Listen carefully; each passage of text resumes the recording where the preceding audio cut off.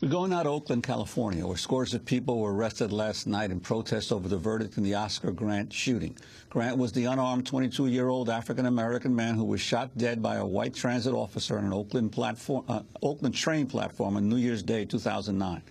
Cell phone videos of the shooting show the transit officer, Johan Mercilessly, pulling out a gun and shooting Grant in the back while he was laying face down on the ground on the train platform.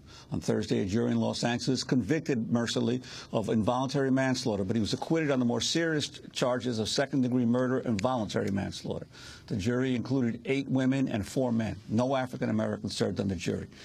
Mercilessly will be sentenced on August 6th. Involuntary manslaughter carries a penalty of 2 to 4 years in prison, but a sentencing enhancement for using a gun means he could face an additional 3 to 10 years behind bars.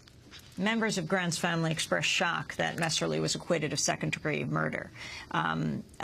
Grant's mother, Wanda Johnson, spoke outside the courthouse. That the system has let us down, but God will never, ever let us down. Though the system has failed us, though we fight continually, but you know what? One thing I know, that the race is not given to the swift nor to the strong, but to the one who endures till the end. And as a family and as a nation of African-American people, we will continue to fight for our equal rights in this society. The scripture tells us that the rich bribe the judges, and certainly we have seen the judges be bribed. Certainly we have seen how this judicial system has worked. On such a case as this, we couldn't even get 6 hours of deliberation. And we have a new juror who came in who had not even probably reviewed the evidence with the other jurors. But the jury had already had their minds tainted. And so I believe, I still remember what Dr. King said, that he had a dream. I believe that one day, as a nation of people, that you guys will not look at us according to the color or content of our skin, but that we would be treated right as a people. And my son was murdered. He was murdered. He was murdered. He was murdered. My son was murdered. And the law has not held the officer accountable the way that he should have been held accountable. And I look at this, and I just say, like my brother said to any other family who goes through this, do not give up. Do not give up. Even though this system will fail us and let us down, God will never fail us, nor will he let us down. And I will trust in him until I die. Wanda Johnson, the mother of Oscar Grant. The family's attorney, John Burris, also spoke to the media after the verdict. Now, of course, we feel that the involuntary manslaughter conviction is better than no conviction at all. We do recognize and appreciate that there probably is some historical significance. That I, in my long history, been involved in police matters since 1979, and well over 30 homicides involving the police, I've never had a case where an officer was convicted of any crime against an African-American male. So in that sense, it's a small victory. But it does not, in and of itself, fairly and accurately represent that the system works. But it cannot work in a situation where a person is killed with his hands behind his back, with an officer over him, claiming that he's seen something, and that becomes an involuntary manslaughter. Burris, attorney for Oscar Grant's family. John Hamilton was in Oakland yesterday and filed this report. The streets and highways leading out of Oakland were packed with cars early Thursday afternoon as jurors announced a verdict in the Johannes Messerly murder trial was imminent. By 4 p.m., when the jury rendered its verdict, much of downtown Oakland appeared to be a boarded-up ghost town. At the Alameda County Courthouse, District Attorney Nancy O'Malley said she was disappointed, but that the verdict was a partial success.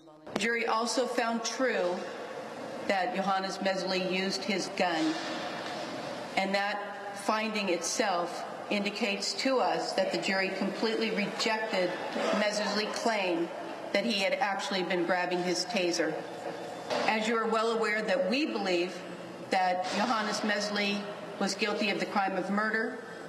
We presented the case that way, we presented the evidence that way, and the jury found otherwise. No justice! No justice! A few blocks away near Oakland City Hall, a crowd of many hundreds gathered, calling Messerly's conviction on involuntary manslaughter charges far short of justice. I'm afraid, I'm scared. This is just another reminder in my life, in my 29 years on this earth, that my worth to this society is not that much. I'm saddened for the family of Oscar Grant and other families who have witnessed or been a part of or victimized by certain and similar violence to Oscar Grant, because he's not the only one. And unfortunately, this happens in a lot of different circumstances. I think we kind of expected that something like this would happen because there's a long history of police abusing minorities or people that don't have much money, put it frankly, and then getting slapped on the wrist. So when the trial got moved to LA, we kind of figured something was going to happen that would be more lenient than a typical murder charge. And to hear involuntary manslaughter, it's a slap, to me it's a slap in the face to specifically African American men in this country, but also humanity in general. Michael Vick did 2 years for a dog being killed on his property. Johan Messerly is going to do 2 to 4 years for murdering a man execution style. There's something wrong with the picture in my frame of reference. Much of Johannes Messerly's defense centered on the contention that the former transit officer thought he was drawing a taser weapon rather than a firearm when he shot and killed Oscar Grant. Oakland City Councilwoman Rebecca Kaplan. Well, this horrible crime and horrible tragic loss of life occurred in part because people policing BART were carrying both tasers and guns. And guns in that kind of small enclosed environment that you have in a BART car are very dangerous. And I think it's worth asking the question whether they really should be carrying guns or not. What made Thursday's verdict of involuntary manslaughter so hard to swallow for many Oakland residents were the multiple video cameras that recorded Oscar Grant's killing. West Oakland community activist and artist Kat Brooks. I cannot reconcile what I saw on the video with the verdict today. How many angles do you need to look at that tape to understand that that was murder? Had to be at least 1,000 people out here tonight. They're in Los Angeles, mobilized tonight. We all know it's murder. Across the country, we know it's murder. You know, but there's nothing new in America. Black and brown babies have been being killed by law enforcement for hundreds of years. Before law enforcement, it was slave owners. It's the history of this country. What the miracle of this is that finally, for the first time, a police officer was put on trial for murdering an unarmed civilian.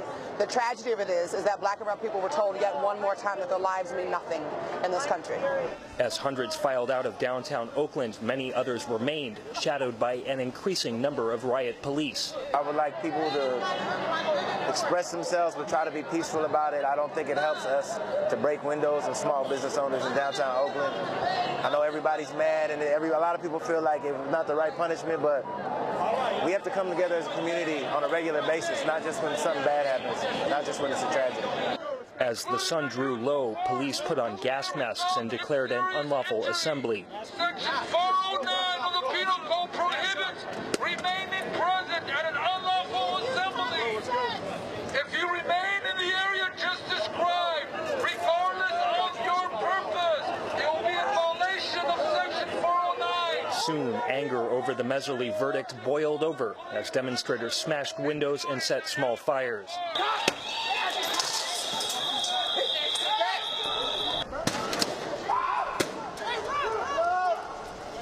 Well, the overwhelming majority of people behave very appropriately. And, you know, it's unfortunate there were a handful of people throwing things, but I want to make it clear the overwhelming majority of people here have been behaving peacefully and appropriately and deserve to be respected for this call for justice.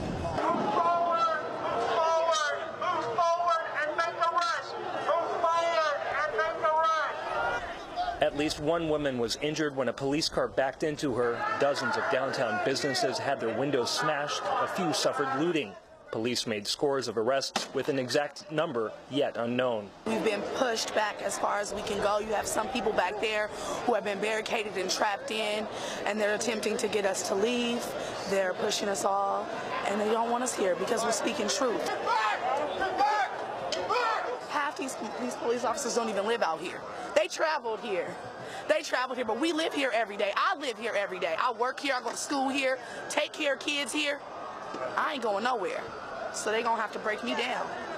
Simple as that. No justice, no peace. For Democracy Now!, I'm John Hamilton in Oakland. Again, the transit officer, Johannes Messerly, faces 2 to 4 years in prison, but a sentencing enhancement for using a gun means Messerly could face an additional 3 to 10 years behind bars. He'll be sentenced on August 6th. This is Democracy Now!, democracynow.org, the War and Peace Report. Juan? Well, on Wednesday night,